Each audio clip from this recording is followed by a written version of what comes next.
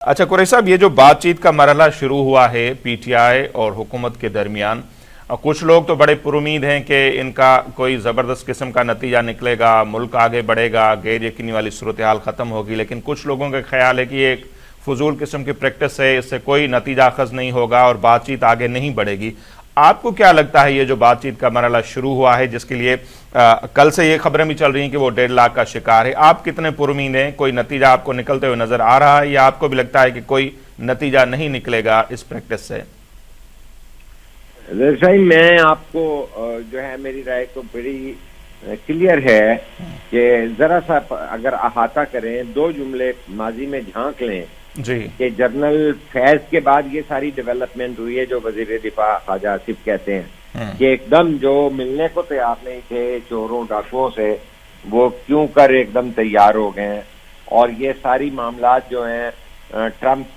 के चले कि भाई उनके लोगों के बयानात आ गए और इतना खुल के वो खेलने लगे, जिसमें हामिद मीर वगैरह के भी बयान आए कि उन्होंने जो पाकिस्तानी नजात जो हैं अमेरिका में, उन लोगों के भी इंटरव्यू बताए कि भाई वो बता रहे थे कि हमने बाइडेन से भी बात की थी इलेक्शन से पहले और बाद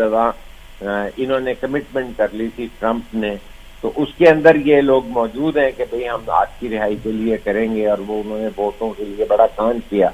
एक तरफ तो ये है, दूसरी जानिब ये बात है कि पाकिस्तान जो है ना, इस सारे आलमी मंजरनामे में अपने इत्तेहादी इन बुनियादों पर नहीं तय करेगा। पाकिस्तान को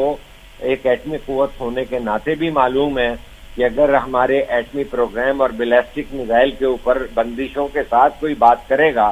तो पाकिस्तान की लिमिटेशन है कि पाकिस्तान जो इक्तिसादी बहाली के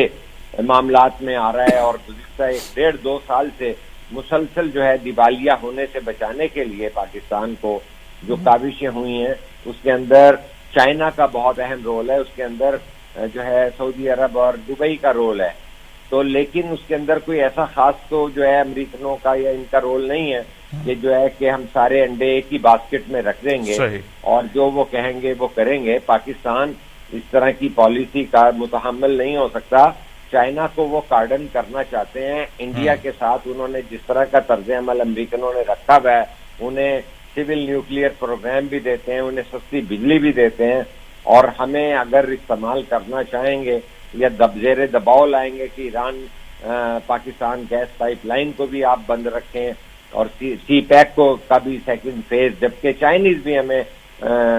नाराज नजर आते हैं। जो हमारे अहम तरीन अफराद मिलते रहते हैं चाइनीज से, मुशाहिद सैयद और दीगर लोग, तो वो ये बताते हैं कि वो सिक्योरिटी का कंसर्न कहते हैं कि भाई हमारी सिक्योरिटी का मामला अभी तक हल नहीं हुआ और पाकिस्तान कहता है हम करेंगे। तो ये पाकिस्तान के ऊपर बहुत बड़ा अटैक है कि रोजाना वहां पे हालात दहशत गर्दी के जिस तरह से बने हुए हैं कि कल भी अगर गवादर में हुआ है तो वहां पर जो है BLA के जरिए धमाके हो जाते हैं। तो पाकिस्तान इतनी कॉम्प्लेक्स और मुश्किल सिचुएशन में जब किस तरह इनसे PTI से बात करेंगे कि वो तो कह रहे हैं कि भाई तरसीलात ज़र या रेमिटेंसेस ना भेजें, तो वो तो IMF हो या वो तरसीलात भेजने की बात हो या जो है बेलारूसिया का प्रेसिडेंट आया हुआ हो या 2014 में चाइना के सदर शी आए हुए हों, वो तो पाकिस्तान के बारे में खुली बात करते हैं। और जब वो आईनी तरीके से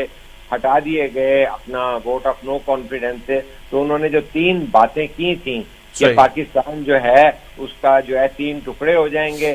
और पाकिस्तान दिवालिया हो जाएगा और सारा ऐसे हालात में पाकिस्तान के एटमी प्रोग्राम के ऊपर दबाव आएगा। अब आप ये देखिए कि बिलावल भुट्टो जो हैं वो एक नौजवान लीडर जरूर हैं, लेकिन वो एक स्टेट्समैन के तौर पर उभर रहे हैं और उनकी पार्टी की सबसे बड़ी स्पेशलाइजेशन खारजा अमूर होते हैं, चाहे वसीम शहीद साहब के दौर में हो, चाहे बीबी शहीद के दौर में हो, या अब जिस तरह वो वजीर खारजा थे। तो वो ये ओपनली कह चुके हैं कि दिखा तो रहे हैं इमरान खान और निशाना पाकिस्तान का एटमी प्रोग्राम है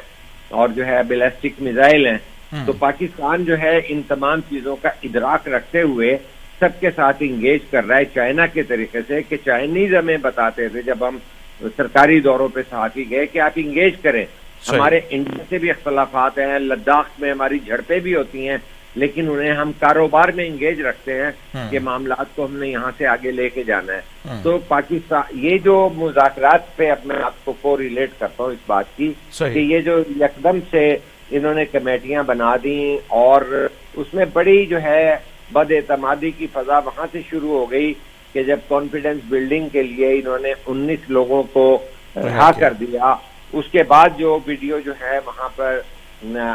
علی امین گنڈا پور کے وہاں پہ بنا کے کی گئی ہیں تو اسٹیبلشمنٹ کے لیے کوئی آپشن اور چوائس نہیں رہا کہ آپ اس طرح معافیاں کرتے رہیں گے اور ان کے یہ بیانات جو ہیں آگے چلنے ہیں.